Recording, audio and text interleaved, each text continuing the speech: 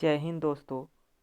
सबसे पहला क्वेश्चन है, सबसे पहले पालतू बनाया गया जानवर क्या था? तो कुत्ता को सबसे पहले पालतू बनाया गया। सिंधु सभ्यता का काल कब से कब तक माना जाता है? तो सिंधु सभ्यता का काल 2500 ईस्वी पूर्व से 1750 ईस्वी पूर्व माना जाता है।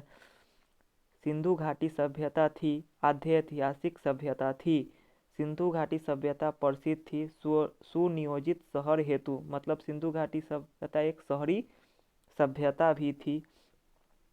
सिंधु सभ्यता की लिपि थी भाव चित्रात्मक, मतलब सिंधु सभ्यता की लिपि क्या थी? भाव चित्रात्मक।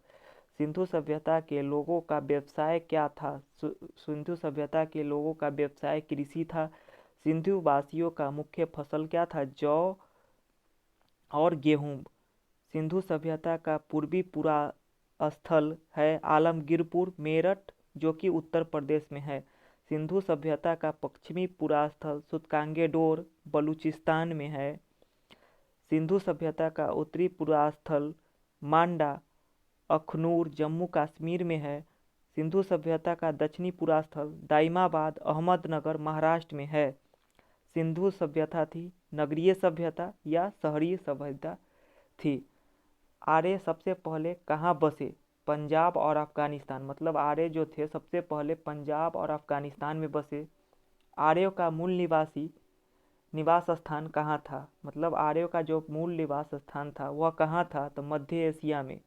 आर्यों का मुख्य व्यवसाय क्या था? तो आर्य का मुख्य व्यवसाय जो था ना, पशुपालन और कृषि था। आर्यों का भाषा पेय पदार्थ थी संस्कृत सोमरस। आर्यों की भाषा जो थी वह संस्कृत थी और आर्यों की जो पेय पदार्थ थी वह सोमरस था। आर्यों का प्रिय पशु कौन था? आर्य का प्रिय पशु घोड़ा और प्रिय देवता इंद्र थे। आर्यों का समाज था पितृ प्रधान, मतलब आर्यों का जो समाज था वह पितृ प्रधान समाज था। वेद व वेदांगों की संख्या कितनी है? तो वेद की संख्या 4 है और वेदांग कितना? 6। वेद की संख्या 4 और वेदांगों की संख्या 6। सबसे प्राचीन वेद कौन सा है? ऋग्वेद। सबसे प्राचीन वेद कौन सा है? ऋग्वेद, जिसमें सूक्तों की संख्या 1028 है। ऋग्वेद के संकलनकर्ता कृषि द्वैपायन वेद व्यास है, मतलब ऋग्वेद के जो संकलन करता है ना, कृष्ण द्वैपायन वेद व्यास हैं। ऋग्वेद के ऋचाओं को पढ़ने वाले ऋषि को होत्री कहते हैं, मतलब ऋग्वेद जो पढ़ता था उसके ऋषि को होत्री कहा जाता था। ऋग्वेद में सर्वाधिक बार वर्णित नदी सिंधु नदी, मतलब ऋग्वेद में सबसे ज़्यादा सिंधु नदी का चर्चा है। मतलब ऋग्वेद में वर्णित सबसे पवित्र नदी सरस्वती नदी है। मतलब ऋग्वेद में जो चर्चित जो पवित्र नदी है वह कौन सी नदी है? सरस्वती नदी। ऋग्वेद में गंगा जमुना का उल्लेख 1 और 3 बार है, मतलब गंगा का 1 बार और जमुना का उल्लेख 3 बार है। ऋग्वेद में वर्णित प्रमुख देवता इंद्र, जिन्हें पुरंदर कहा जाता था। मतलब ऋग्वेद में जो प्रमुख देवता माने गए हैं कौन है? इंद्र।